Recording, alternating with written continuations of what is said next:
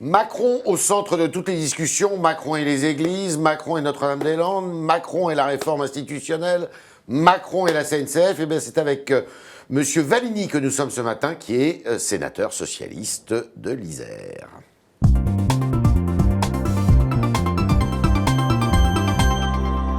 André Valigny, bonjour. Bonjour Yves Tréhard. Alors hier soir, le président de la République était reçu par la conférence des évêques de France et il a eu cette phrase qui fait couler beaucoup d'encre depuis, en voulant réparer, dit-il, le lien entre l'Église et l'État qui s'est abîmé. Vous comprenez ? Moi je comprends d'abord qu'il soit allé dans les évêques de France, ça ne me choque pas. Il va assister au dîner du CRIF, il est allé rompre le jeûne avec les musulmans. CRIF est laïque quand même, hein, c'est pas... Oui, bon, c'est alors, pas consistoire. Il est allé rompre le jeûne des musulmans, il est allé devant les protestants à la mairie de Paris.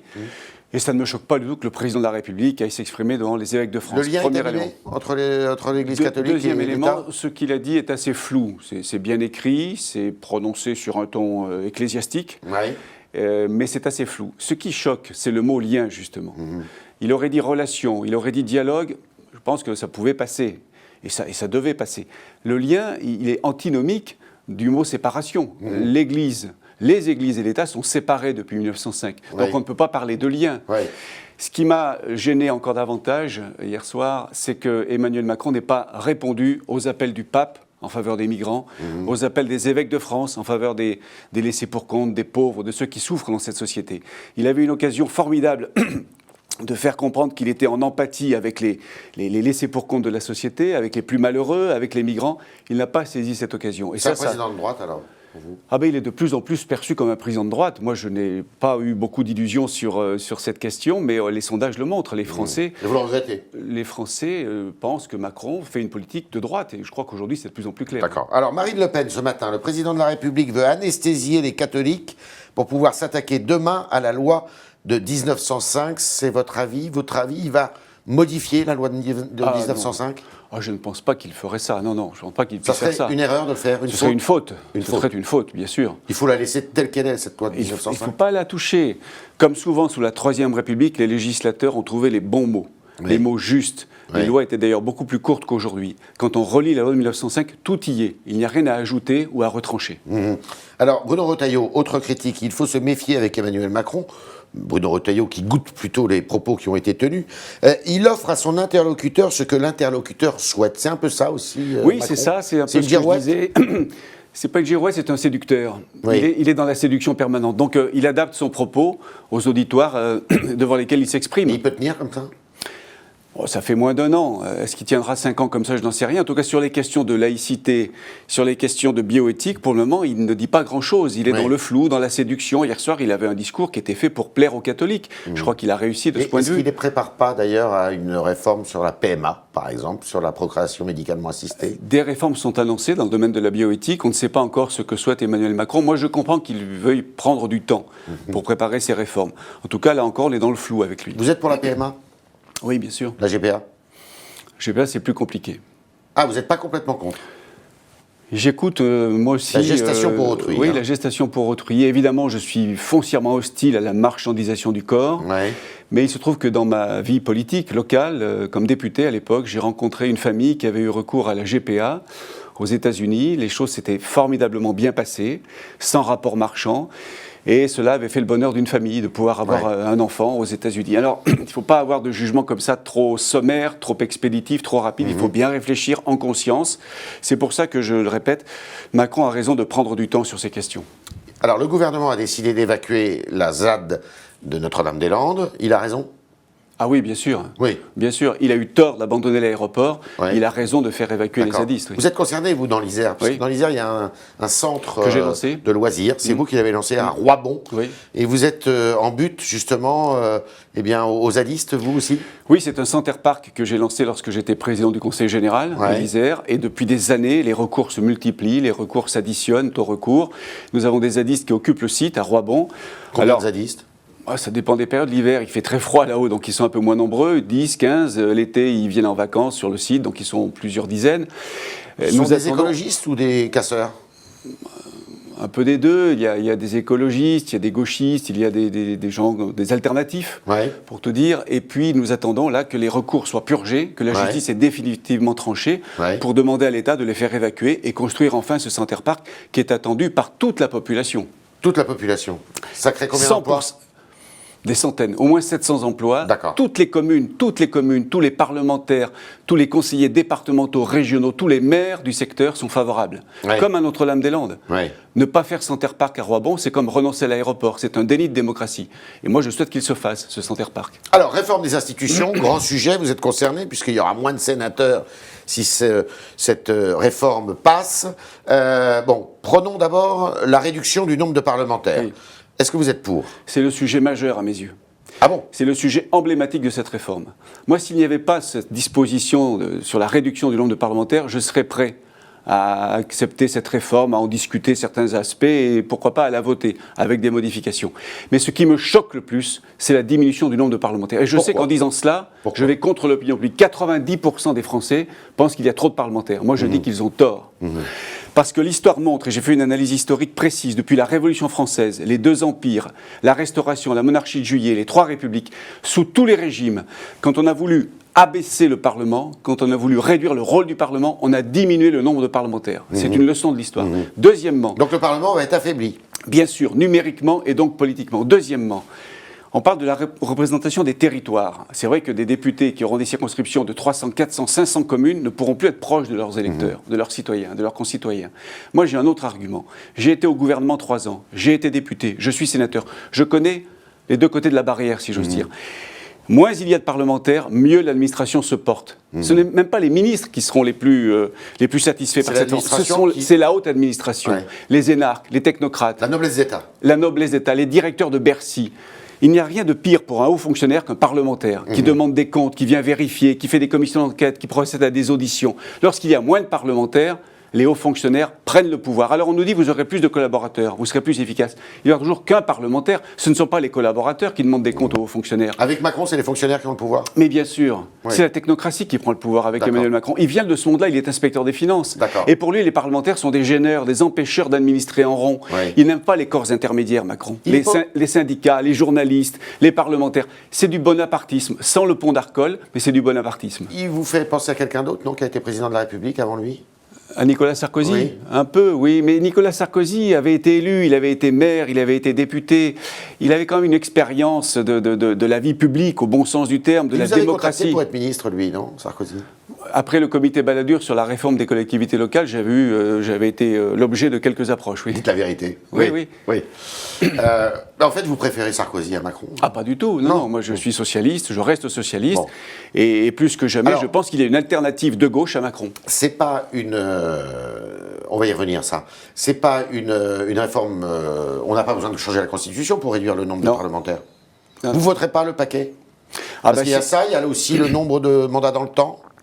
Ça ne me choque pas. Ça ne me choque pas qu'on limite le nombre de mandats à 3. Suppression de la Cour de justice de la République. Ça c'est bien, je suis pour. Le CSM, je suis pour, il faut le réformer.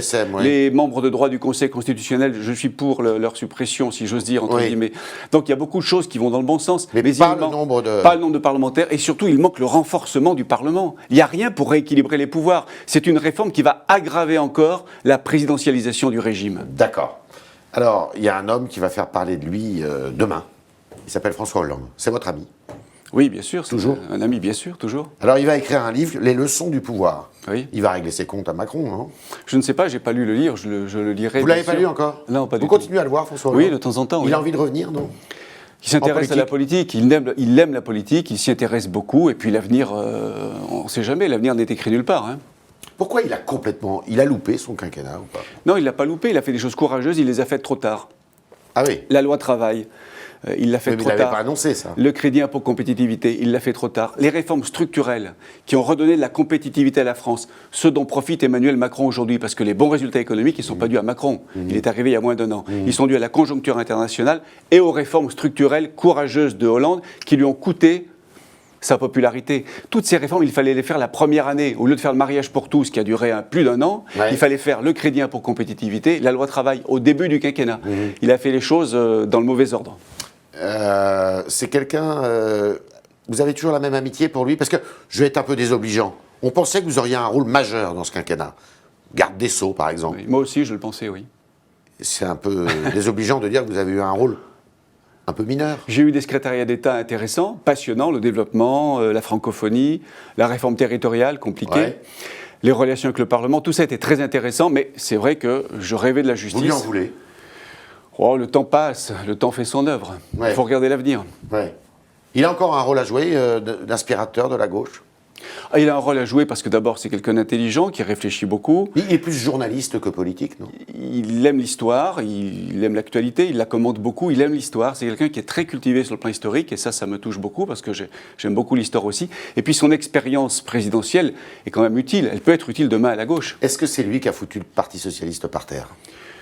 Non, ce n'est pas lui, c'est d'abord une évolution sociologique, une évolution économique, sociale de l'Europe, dans laquelle tous les partis sociodémocrates sont en difficulté, en Italie, en Allemagne, en Espagne, en Comment Angleterre. on réinvente? Eh bien justement, c'est le travail qui nous attend avec le nouveau... Socialiste vous êtes, socialiste vous restez? Ah, moi je reste fidèle au socialisme, oui, socialisme des années... Olivier Faure, c'est le bon cheval pour remonter le Olivier Faure a été élu par les militants, il faut maintenant... Pas par vous? Moi j'étais pour le FOL. Ah d'accord. Donc j'ai voté le FOL, bien sûr. Mais je pense que maintenant on est tous derrière Faure. Il faut être derrière Olivier Faure avec les partis socialistes européens, parce que moi je ne crois à l'avenir du socialisme, de la social-démocratie qu'au niveau européen. D'accord. Et justement les européennes sont la bonne opportunité pour vous arriverez à vous plat. entendre entre ceux qui sont plutôt pro-européens et d'autres qui peuvent être, ça a toujours été le cas au Parti socialiste, comme à droite d'ailleurs, plutôt plus souverainistes, on va dire.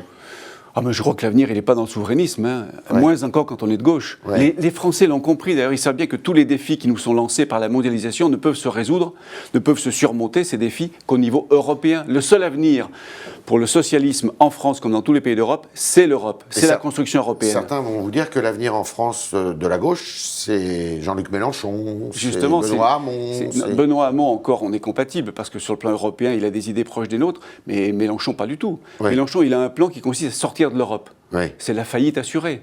Et personne n'y croit, même pas ses électeurs. Et vous pouvez renaître à côté de Mélenchon, qui fait beaucoup de bruit? Bien sûr, le Parti socialiste s'est construit à côté du Parti communiste. Mitterrand a construit un Parti socialiste puissant jusqu'à la prise du pouvoir, alors qu'il y avait un Parti communiste puissant. Vous êtes optimiste? Il faut bien, autrement on ne fait pas de politique. Hein. D'accord.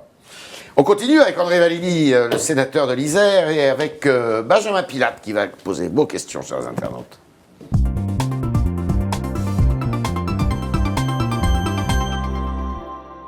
Valentin Pilate, évidemment. Bonjour Valentin. Bonjour Yves, bonjour André Valigny. Bonjour.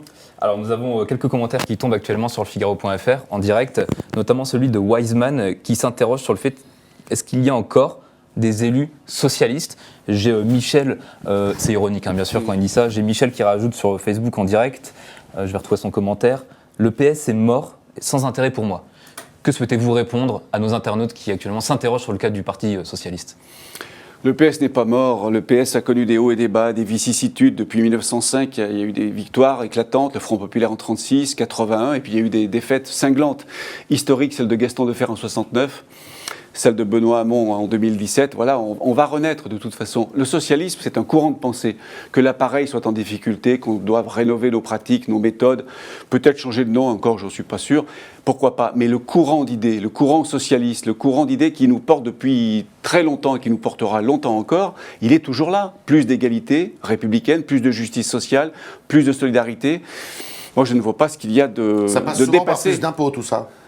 Eh bien justement, il faut peut-être éviter le recours aux impôts comme on a eu trop tendance à le faire quand on était au pouvoir. Il faut prendre en compte, c'est vrai, ce qu'on a échoué. On fait des économies. J'ai, moi, au niveau de la réforme territoriale, permis aux collectivités locales de faire des économies de fonctionnement en se regroupant, en mutualisant leurs dépenses. Moins de dépenses, plus de protection, plus de progrès social, tout ça n'est pas incompatible. D'accord. Lorsque le président rencontre des représentants de l'islam ou des juifs de France, cela ne suscite aucun commentaire. Par contre, s'il rencontre des chrétiens ou des catholiques, toute la gauche s'égosille. C'est un commentaire de FMA sur le Figaro.fr. Est-ce que vous êtes d'accord ? Non, pas du tout. Non. Moi, je ne suis pas choqué du tout que le président rencontre les catholiques. Comme le dit cet internaute, il rencontre les juifs, les musulmans, les protestants récemment. Il faut bien sûr qu'il écoute les catholiques, qu'il les rencontre. J'étais très heureux de cette rencontre, moi, hier soir, avec les évêques de France. Il se trouve que par ailleurs, dans le privé, si j'ose dire, je suis catholique, chrétien fervent et catholique. Vous allez à la messe tous les dimanches ? Non, plus maintenant. Mais j'y vais de temps en temps. J'ai toujours séparé strictement mes fonctions politiques et ma spiritualité personnelle.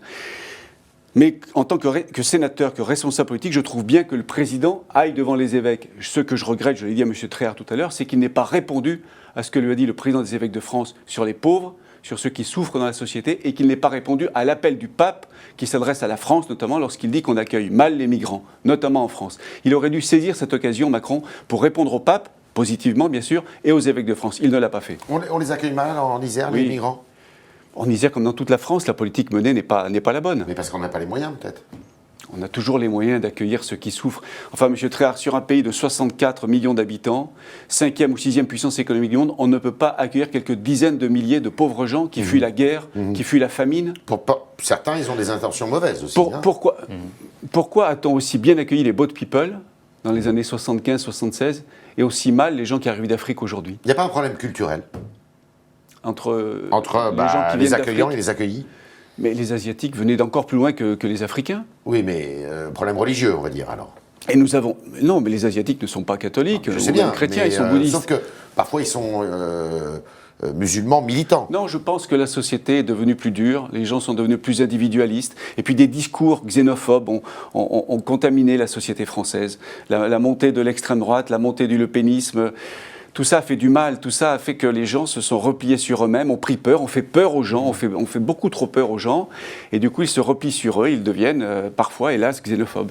Justement, ça me permet de rebondir sur la question de Guy, qui vous pose cette question. Que pensez-vous de la montée du populisme en Europe? Est-ce que vous pensez qu'elle est due notamment à ces flux de migrants, qui parfois, comme disait Yves, ont des mauvaises intentions? Non, la montée du populisme, elle a des ressorts plus profonds encore. Elle provient d'une espèce de marchandisation de la société.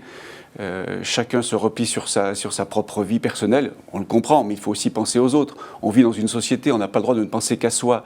Et la marchandisation de la société de consommation à outrance, le fait que les gens ne communiquent plus entre eux, soit toute la journée sur leur portable ou devant leur télévision, fait que le lien social, le fameux lien social, s'est distendu depuis des années et des années, et que le populisme fait des ravages, c'est vrai, dans toute l'Europe occidentale. C'est un défi considérable qui est lancé aux gens de gauche comme moi.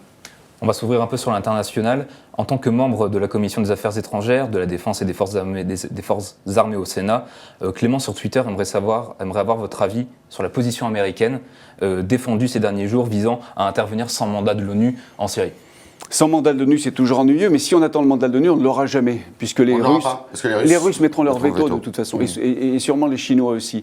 Donc il faut intervenir. Français et Américains doivent taper là-bas. Il faut intervenir. Obama a reculé là-dessus. François Hollande me l'a expliqué plusieurs fois. Hollande voulait y aller à l'automne 2013. Obama, pusillanime comme il l'a toujours été en matière de politique étrangère, a dit oui, puis non, puis je vais voir. Il a demandé au Congrès, le Congrès a dit non. Si Obama, en 2013, avait suivi Hollande, si j'ose dire, on n'en serait pas là. On aurait frappé Bachar el-Assad. Donc il faut qu'on y aille avec Trump. C'est Trump aujourd'hui, tant pis, c'est comme ça. Trump y est allé l'année dernière. Il a déjà opéré une frappe assez dure sur la Syrie. Il faut recommencer. Si il est avéré que des armes chimiques ont été utilisées, il faut intervenir. C'était le mot de la fin d'André Valigny, qui était l'invité du talk ce matin. Merci André Valigny. Merci. Vous êtes prêté d'avoir répondu à nos questions. Merci Corentin Pilate. Merci. D'avoir répondu, Valentin Pilate, d'avoir répondu à nos questions.